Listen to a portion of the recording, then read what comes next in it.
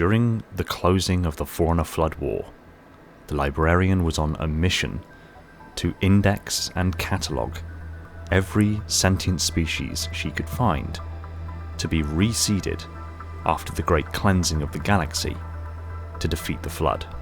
To hear this piece of lore, and knowing how powerful and technologically advanced the Forerunners were, it is easy to assume that the librarian and her life workers succeeded in cataloguing every sentient species in the galaxy. This, unfortunately, was not the case. In spite of the life workers' greatest efforts, there were innumerable quantities of sentient species that they just didn't have the time to catalogue. The librarian herself admits that upon the firing of the rings, both lesser sentient species and non-sentient species would ultimately suffer immensely at the absence of the sentient species, even to the point of entire ecological collapse. In the words of 343 Guilty Spark, after exhausting every other strategic option, the Foreigners activated the ring, and then they, and all additional sentient life within 3 radii of galactic center, died as planned.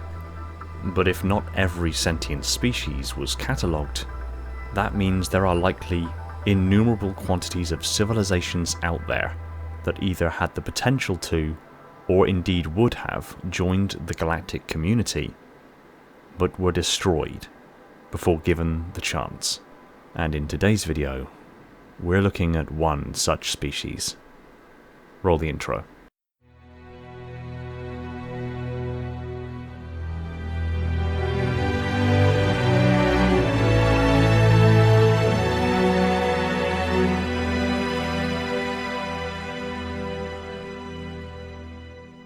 Hey everyone, welcome back to Installation 00, and I recently released a video about a fleet of unidentified ships and, seemingly within, a species of unknown origin that attacked the UNSC 10 days before the beginning of Halo 2.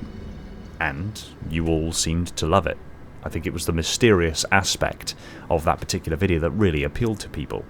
And, as luck would have it, I have about 9 scripts lined up of other mysterious happenings within the Halo universe that have very precious little information on them, but that I feel there is enough to explore and narratively discuss to add context and substance to these pieces of lore and gain a greater, if somewhat eerie, perspective on the Halo universe.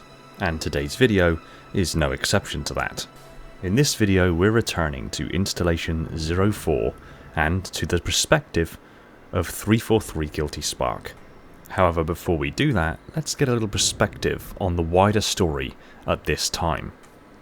Around the year 98,445 BCE, the builder rate within the Forna Ecumene, led by Master Builder Faber, put forward the proposition of creating the Halo Array, immense ring-like constructs that were very simply weapons of mass destruction designed solely to maintain Fauna preeminence throughout the galaxy. These rings differed fundamentally from the rings that we're accustomed to seeing in that they had no habitable inner surface. They were solely weapons of mass destruction. The librarian, being the Promethean of the life worker rate, was in abject opposition of the construction of these weapons of mass destruction. The very nature of the life workers is to preserve life, to nurture life, and to heal the ill. Indeed, the very tropes of the mantle of responsibility upon which all of Forna civilization is based is the idea of protecting, shielding, and nurturing life across the galaxy under the strength of the Foreigners, even if this interpretation of the mantle of responsibility was massively misinterpreted. So when a proposition of creating a weapon that could wipe the galaxy clean of life was put forward, it is no surprise that the life workers and the librarian were opposed to it. So opposed, in fact, that they threatened to halt their duties for medicine and care in protest of the construction of such artifacts. That is, of course, unless they were granted the right to take measures to preserve the galaxy's life forms in the event that the halo array was fired. Faber, not being beyond reasonable, decided that it would be cheaper and easier to give in to the librarian's demands and allow her and her life workers to instigate the conservation measure.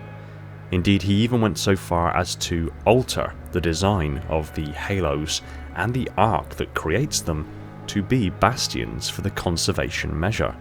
He terraformed the inner surface of the rings and the upper surface of the arcs to allow habitable biomes to be produced and maintained so that indexed beings inducted into the conservation measure could be preserved.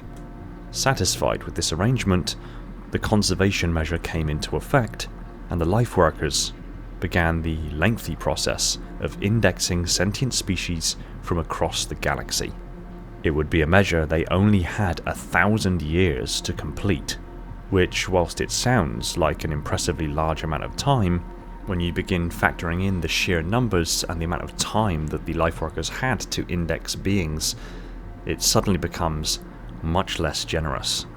By the Drake equation, for example, there is an estimated 12,500 intelligent alien civilizations which may currently exist within the Milky Way galaxy. If we just take those civilizations, that would mean that the librarian and the life workers would only have had 29 days to index each respective civilization, including taking DNA, living specimens, composed essences, and sex cells, and archiving and preserving them appropriately. And this is only the intelligent alien civilizations. This doesn't include all sentient life. By very definition, sentience in its simplest and most primitive form is the idea of cognition consisting of a conscious awareness of stimuli without association or interpretation. Nearly every animal here on Earth can be defined in one way or another as being sentient, and there are an estimated 7.8 million animal species just on Earth.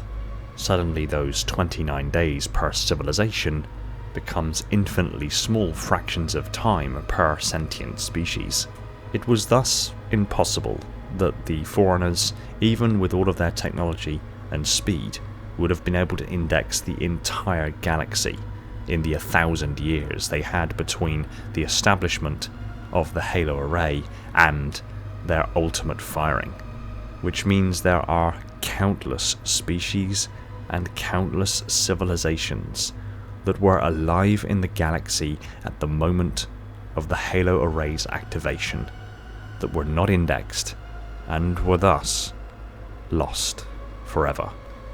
Now, it's one thing speculating at the numbers and assuming that they were there somewhere in the galaxy at the point of the halo's activation, but it's an entirely different situation altogether when there's actually empirical evidence. And most unfortunately for 343 Guilty Spark, on Installation 04, he had the misfortune of seeing firsthand evidence of just such an example. 343 Guilty Spark was upon the surface of his installation. The Foreigner Flood War was drawing to its ultimate conclusion, with the halo array being activated from the control center upon the Ark. Immediately following this, the 7 halo installations scattered across the galaxy fired, their superluminal pulse of immense energy spreading throughout the galaxy, resonating and positively reinforcing each other's signals until it entirely enveloped the entire Milky Way galaxy. And in the moments following the firing of the array, 343 Guilty Spark detected a communication from a great dense cloud nearby Installation 04. It was sent from a species that had just managed to send out their very first communications from their home system. the species was not encountered by the Foreigners or the Flood. They were, as fortuitously as it would appear, completely unaffected by the Foreigner-Flood war. But in a cruel twist of irony, this means they were also not indexed by the librarian for reseeding in the conservation measure. Although Guilty Spark detected this message, he did not understand it. But he assumed it was a hopeful signal from a species sending a ping into the cosmos, hoping for a reply. After the halo's pulse struck the cloud, the communications stopped. Picture being one of those individuals on the surface of their homeworld at this moment. It's a very easy position to empathize. For example, in 1897, our first radio was developed here on Earth, and from that point we were inadvertently sending signals out into space. However, it wasn't until 1974 that the first international signal was actually deliberately sent to space via the Arecibo telescope. That first signal that we sent deliberately into the cosmos was to see if there was anyone else out there. Imagine, as a species, if at the moment we sent that ping out into the cosmos, we almost immediately received a response to that signal. At first, just noise on every possible band due to the immense radiation and excitation of quantum particles in surrounding space. And then moments later, every single one of us were destroyed. And worse still, we know of very specific exceptional circumstances where an individual could be prevented from being affected by the halo array.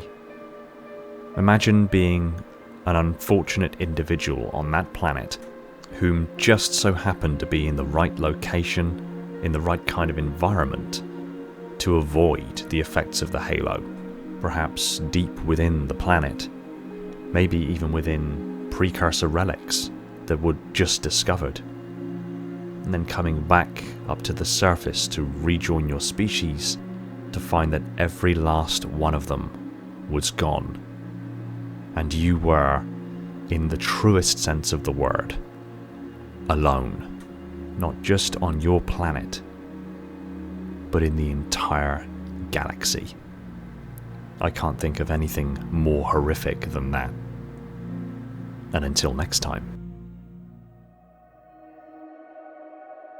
Thanks for watching. If you enjoyed the video, consider hitting the subscribe button and ring the bell so you don't miss out on future videos. Be sure to like the video if you did, and pop a comment below on what you'd like me to cover next. I just want to take a moment to thank my patrons, Spartan10148, the Metarch of my facility, Falcon, Sylphia, Mikhail, Ashley, Jordan and Esoteric Sight, my dutiful monitors, Darian, Legions Lost, Lab Rat, Spartan0137, Jacob Kemp, Sean, Element Zero, J3, Mr. Keys, Gunslinger, Evermore, Personal Devil, Aldeas, Toxic, Scion Esports, Gem, Saber and Relentless, my diligent sub-monitors, my fleet of Strato-Sentinels, my loyal enforcers, and all other patrons who continue to support the channel. If you want your name on the end of the video and some perks earned along the way, head over to Patreon and consider supporting the channel yourself. Big shout out to my Tier 0 Transcendent YouTube members, Spartan137, Jacob Kemp, Talia, Fenrir, Bornstella, Jimbo and Balaz, and all the other YouTube members keeping my installation running on that glorious vacuum energy, with a special mention to the Accursed Hunter. Shout out to John due to the mathematical formula used to determine the area within a pentadodecahedron. Oh, and Lena because that sandwich. And remember, there are tons of ways to support the channel and keep my installation pumping out content at a breakneck speed. Much love to you all, take it easy everyone, and find peace in the domain.